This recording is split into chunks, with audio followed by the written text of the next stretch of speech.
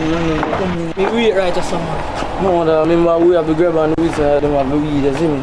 Me rate right to someone.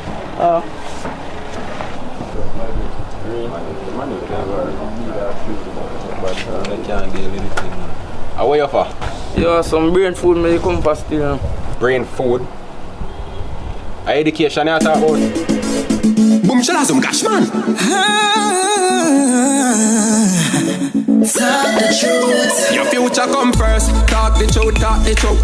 Youths in the caucus out, wanna score. Oh, if you want be cute, want be cute. Try get high grades, that high grade. Cause every day you a talk about puffstess. Only says you should be obsessed with the success. Marijuana, you just try get high grades, that high grade. The white leaf, you say you have in your bag, make sure is a book leaf.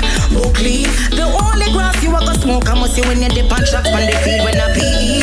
Get high grades in your brain and not in your lungs, a strip and IV. Don't blind your vision with smoke and the devil. Tell your friends themselves to stop doing. Decriminalization don't mean it legalized. You can still be penalized. All right, a great message. Certainly hope that it gets to the right ears. Folks, I'm sure you have heard of the recent incident with the students being hospitalized after ingesting drugs at school. Daniel Brown is substance abuse officer for Kingston and St. Andrews National Council on Drug Abuse, and he's here to discuss strategies to protect our children from drug-related dangers and introduce the Empowering Resistance Education Against Drugs, R.E.A.D. I suspect that song is a part of all of that. Good morning, sir. Welcome to Smile Jamaica. Good morning. Thank you for because of the job that you do, were you surprised when you heard about these youngsters ingesting what they did? All right. So based on, we've been doing this for a few years now. Right. So you're talking about the landscape of drug use and how it has changed in many ways. So while it is surprising, it's not. It's something what we have been working towards when it comes to educating our population, especially about the dangers surrounding drug use, not only to our children, but also to the parents and the community. I don't think I've heard what happened last week. Mm-hmm. I don't think I've heard that before, that what they ingested and they went to hospital. I know what edibles are, don't get me wrong, but apparently this is something new that we're seeing now, or no? All right. What they ingested, is that something new? All right, so they ingested cannabis, basically. So that was, I think, based on the package, it was Delta 8 THC. So the THC stands for tetrahydrocannabinol. And that is the psychoactive component within the cannabis plant. So when you ingest cannabis, it's much more potent than smoking. No, I know that, you know. That's why I said I know what edibles are. But what I saw, I hadn't seen that before. So I'm asking the question, what they ingested, is that the first time we're seeing this particular one? I'm seeing cookies and stuff like that. That's the question I'm asking. They have been around for a while. Okay. All right, so let's put it that way. A thing to consider is also the age of the children when they consume it. It's different from adults who consume it. Right. So based on the potency of that particular package, that's why it affected them in that way when it comes to the vomiting and nausea and different things. We're talking about between 6 and 10 years old. Mm-hmm. So that age group, it affects them much more. So one of the things that we should consider is the lifespan of the child, right? Because your brain is not yet fully mature until in your 20s.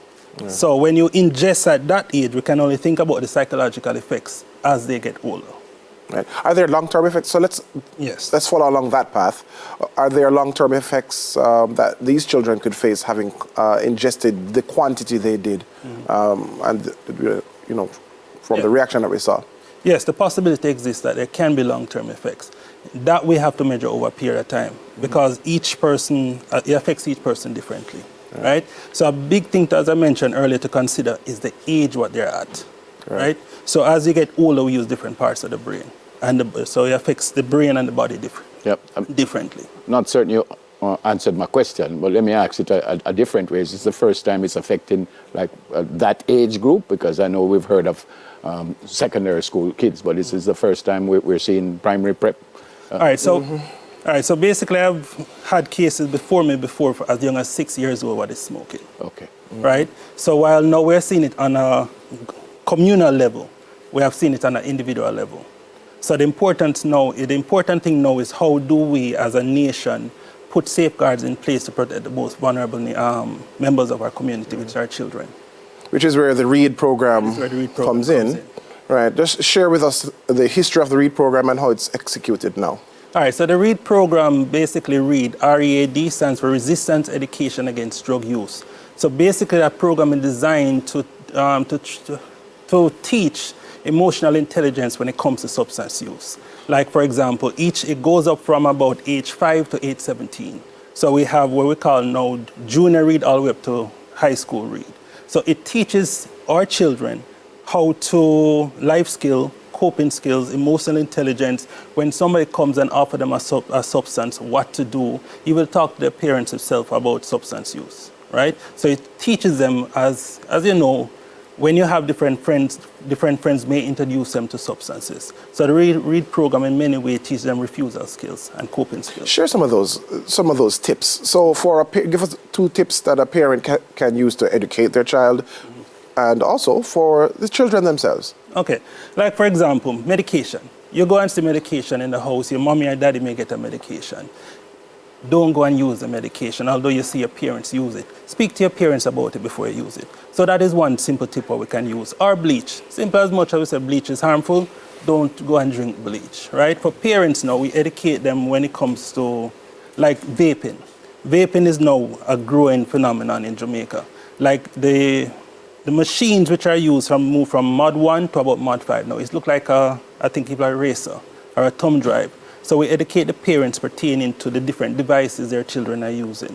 So it's not like traditional smoking. When you smoke, it smells up the entire place. Vaping is different. So we educate the parents as well. Yep. You have different segments of the program, because I see R.E.A.D junior ages 5 to 7, in the middle 8 to 11, 12 to 17. Is it the same thing everyone gets, or you have modified age specific. it? Okay. So for example, we have a program designed for about age 5 to 7. Then we have one from 7 to 13, and then we have from 12 to 17. So each targets where the child is, or the individual is, in order to help them deal with different experiences at that age. And they're totally different? They're totally different. So they're based on the age, because we can't be teaching primary school children high school content. So we have to break it down where they can understand it. Right. And if the program continues, or when the program continues, so let's say, for example, a child in grade 6 just finished PEP, right, moving into high school, is it something that continues? There's some level of continuity in terms of the way the program runs, or is it that it's the same message being delivered in a different way because of the age gap, or the age difference, sorry? So basically that, it's the same message delivered within the context where they can understand. So it's like we'll nickname R.E.A.D, baby R.E.A.D to junior R.E.A.D to R.E.A.D plus, right? So there's different components which is added to it in order based on where the person is, right? So we're talking about cognitive development here. We can't make it too away where you can't understand it, but we have to give it where they can digest it and move. How is it incorporated in schools? Is it a part of, for example, the health and family life education curriculum, or is it a separate program? All right. It is delivered by the National Council on Drug Abuse. Right. But we work closely with the HFLE teachers as well. So it's not one individual approach, but it's more of different agencies working together in order to reinforce the protective factors around our children. Yep. As a parent, as a teacher, can I look at a youngster and say, something I want with a youth? And if the answer is yes, how do I figure it out? All right, so there are certain signs where you may see, like for example, grades, academics. A child used to be an A or B student, now they're C or D. They're more withdrawn. They're isolating themselves. They're changed their peer groups. Their sleeping patterns have been has changed. So those are some of the things we can look out for, right? What I should also emphasize is this. A lot of our children are now, when I say high tech, they are purchasing different substances offline. So parents have to monitor their children when it comes to evil online behavior, right? So they can order it, and actually wherever you are, the courier will deliver the substance to the individual. So we need to be mindful of that. Wow. That one just took me out of what kind of numbers are we talking about? When people call you and say a particular school, is it a one-off thing, just 2 or 3 kids, or is it more prevalent than that? All right, so basically, if my memory serves me right, I'm talking about we have the Global Youth Tobacco Survey, what states, I think, about 12 or 13% of the school population uses a particular substance, maybe tobacco. So it's across the board. We're about to come out. I know that we have done research recently, so we're about to publish those findings. So those are being worked on now. So we look on the school system as well as the national landscape. And we're also working on something we call a early warning system. So basically we can now, working with different partners, can ensure that something like this, we can have warning signs along the way. Right. Now, how is it delivered in the school?